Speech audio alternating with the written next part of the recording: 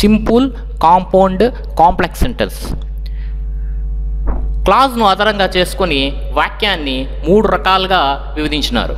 అవేమంటే, ఒకటి simple sentence, రెండవది compound sentence, మూడవది కాంప్లెక్స్ సెంటెన్స్. యాక్చువల్గా సెంటెన్స్ అంటే కొన్ని పదాలను కలిగి ఉండి సబ్జెక్టు మరియు వర్బు ఉండి అర్థవంతంగా ఉన్న పద సముదాయాన్ని మనము సెంటెన్స్ అంటాం. అదేవిధంగా మనము క్లాజ్ అంటే ఏమిటో తెలుసుకోవాలి. క్లాజ్ అంటే కొన్ని పదాలను కలిగి ఉండి సబ్జెక్టు మరియు వర్బు ఉండి అర్థవంతంగా ఉన్నా లేకపోయినా ఉన్నటువంటి సెంటెన్స్ను, పద సముదాయాన్ని మనము క్లాజ్ అంటాం. ఫర్ ఎగ్జాంపుల్, మనము ఈ సెంటెన్స్ను, క్లాజ్ను అర్థం చేసుకోవాలంటే ఒక పట్టిక తీసుకుంటే, సెంటెన్స్ అంటే కొన్ని పదాలు ఉంటాయి, గ్రూప్ ఆఫ్ వర్డ్స్ ఉంటాయి. క్లాజ్లో కూడా కొన్ని పదాలు ఉంటాయి. అదేవిధంగా ఒక సెంటెన్స్లో సబ్జెక్ట్ ఉంటుంది, వర్బు, క్రియ కూడా ఉంటుంది. అదేవిధంగా క్లాజ్లో కూడా సబ్జెక్టు, క్రియ, వర్బు ఉంటుంది.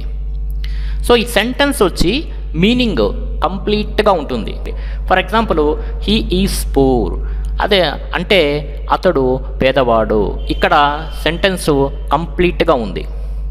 అదేవిధంగా క్లాజ్లో కూడా సెంటెన్సు కంప్లీట్గా ఉంటుంది. లేకపోతే అదేవిధంగా క్లాజ్లో సెంటెన్సు కంప్లీట్గా ఉండవచ్చు, ఉండకపోవచ్చు. ఇక్కడ వితౌట్ మీనింగ్ ఉంది చూడండి. For example, if you go to Delhi,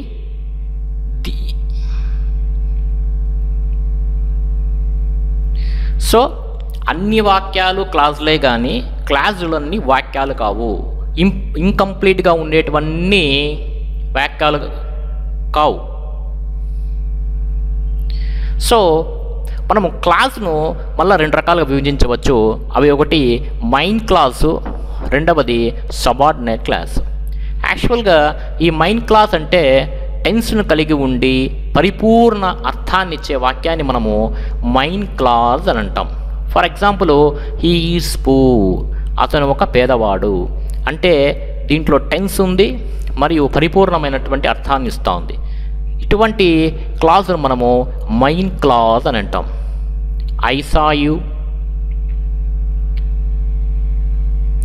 so next, subordinate clause అంటే ఏమిటి? సబార్డినేట్ క్లాజ్ అంటే ఏ క్లాజ్లో అయితే స్వతంత్రంగా వాక్యాన్ని పూర్తి చేయలేదో, పూర్తి చేయటానికి ఇంకొక క్లాజ్ మీద ఆధారపడుతుందో అలా ఆధారపడ్డ క్లాజ్ను మనము సబార్డినేట్ క్లాజ్ అంటాం. For example, if you go to Agra, నీవు ఆగ్రా ఒకవేళ వెళ్ళినట్లయితే. సో ఇక్కడ సెంటెన్స్, వాక్యము కంప్లీట్ అవ్వలేదు, ఇంకొక క్లాజ్ మీద ఆధారపడుతోంది. సో ఆ క్లాజ్ కంప్లీట్ అవుతేనే ఇక్కడ మనకు పరిపూర్ణమైనటువంటి అర్థాన్ని వస్తుంది. కాబట్టి దీనిని మనము సబార్డినేట్ క్లాజ్ అంటాం. ఇఫ్ యూ వర్క్ హార్డ్, నువ్వు వర్క్ హార్డ్గా చేస్తేనే, ఒకవేళ నువ్వు వర్క్ హార్డ్గా చేస్తేనే, ఇఫ్ యూ వర్క్ హార్డ్, అంతే. ఇక్కడ సెంటెన్స్ కంప్లీట్ అవ్వలేదు. ఇలాంటి సెంటెన్స్ను మనము సబార్డినేట్ క్లాస్ అంటాం. ఇక్కడ ఇఫ్ యు వర్క్ హార్డ్, ఇక్కడ నెక్స్ట్ సెంటెన్స్ అంటే మెయిన్ క్లాజ్ను మనం ఉంచితే కానీ ఈ సెంటెన్స్ కంప్లీట్ అవ్వదు. కాబట్టి ఈ సబార్డినేట్ క్లాజ్ ఎప్పుడు వాక్యము పూర్తి చేయడానికి మెయిన్ క్లాజ్ మీద ఆధారపడుతుంది. ఇట్లాంటి క్లాజ్ మనము సబార్డినేట్ క్లాజ్ అంటాం. సరే, అదేవిధంగా ఫేజ్ అంటే ఏమిటి? ఫేజ్ అంటే టెన్స్ని తెలియజేయలేని పదాల సముదాయాన్ని మనము ఫేజ్ అంటాం. For example, an experienced teacher.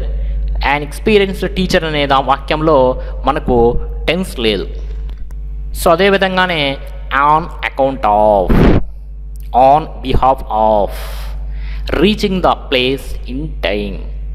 మనము సింపుల్, కాంపౌండ్, కాంప్లెక్స్ సెంటెన్స్ గురించి తెలుసుకోవాలంటే తప్పకుండా క్లాజు, ఫేజు, సెంటెన్స్ వీటి మీద అవగాహన కలిగి ఉండాలి. ఈ ఫేజు, క్లాజు, సెంటెన్స్ మీద అవగాహన కలిగి ఉంటేనే మనము సింపుల్, కాంపౌండ్, కాంప్లెక్స్ సెంటెన్స్ను ఎగ్జామినేషన్ పాయింట్ ఆఫ్ వ్యూలో ఈజీగా ఐడెంటిఫై చేస్తాం. సో నెక్స్ట్ వీడియోలో మీకు ఈ సింపుల్, కాంపౌండ్, కాంప్లెక్స్ సెంటెన్సెస్ను ఏ విధంగా ఎగ్జామినేషన్లో గుర్తించాలి మరియు వాటి స్వరూపం ఏమిటో నెక్స్ట్ క్లాస్లో చూస్తాం. తప్పకుండా ఛానల్ సబ్స్క్రైబ్ చేసుకోండి. నెక్స్ట్ ఈ సింపుల్, కాంపౌండ్, కాంప్లెక్స్ మీద 3 వీడియోలు ఉంటాయి. ఆ 3 వీడియోలను తప్పకుండా చూడండి. ఎగ్జామినేషన్ పాయింట్ ఆఫ్ వ్యూలో చాలా important. Thank you very much.